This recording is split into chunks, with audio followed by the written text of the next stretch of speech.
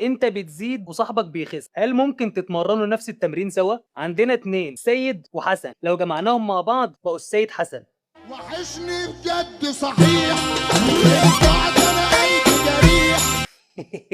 افيه. الفرق الحقيقي هنا مش ان واحد بيتمرن تمرين بيخسسه والتاني بيتمرن تمرين بيزوده، الفرق الاساسي بيكون فيه: واحد السعرات، اتنين كمية البروتين، تلاتة مستوى المجهود في التمرين، اربعة الحجم التدريبي لكل واحد، خمسة التدرج في الاداء، ستة الكارديو والخطوات، سبعة النوم والتعافي. هنا بيكون الفرق. ليه بقى؟ لان التمرين ذات نفسه هو مش فاهم انت بتزيد ولا بتخس، هو التمرين بيدي الجسم اشاره ميكانيكيه بيقول له شغل لي العضله دي علشان الجسم يبقى قادر بعد كده في المستقبل ان هو يتحمل الحجم التدريبي ده او الشده دي ويقدر يتعامل معاها ويقدر ان هو يقوي نفسه عليها. يعني حضرتك لما تعمل تمرين بنج بريس مثلا ولا سكوات ولا ديد ليفت، الجسم هنا مش بيقول ده الراجل ده عامل عجز سعرات فانا اقلل له القوه بتاعته، او الجسم بيقول لا ده الراجل ده عامل فائض سعرات فانا ازود له القوه بتاعته. لا لا لا، مفيش الكلام ده. بس انا عايزك تفهم كلمه نفس التمرين صح. انت عندك ثلاث مستويات مختلفين تماما عن بعض: واحد نفس تقسيمه التمارين ونفس ترتيب التمارين، عادي جدا ان انتوا تخشوا الاثنين مع بعض. يعني عندي بوش بول ليج، ابر لور، انتيريور بوستيريور، فول بادي، عادي انتوا الاثنين تخشوا مع بعض. وممكن تتمرنوا نفس التمارين مع بعض جوه التمرين، زي مثلا بايسب كير، بنج بريس، ديد ليفت، نفس ترتيب التمارين عادي. الكلام ده هينفع للسيد والحسن الاثنين. المستوى الثاني نفس عدد المجموعات والعدات. في البدايه مفيش اي مشكله، لكن بعد كده مش بالضروري ان الاثنين يبقوا زي بعض، لان بعد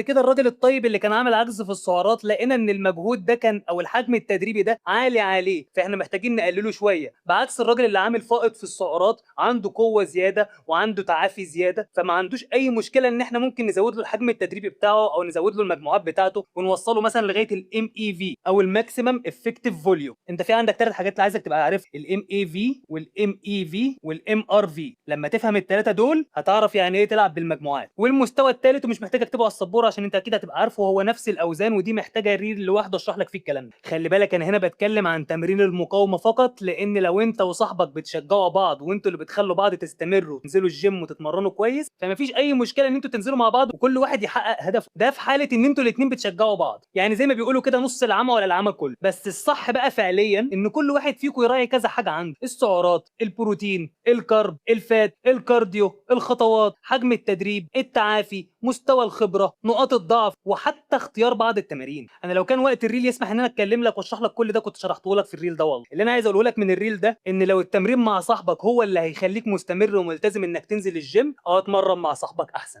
اتمرن معاه نفس تمرين المقاومه وظبط الحجم التدريبي بتاعك وظبط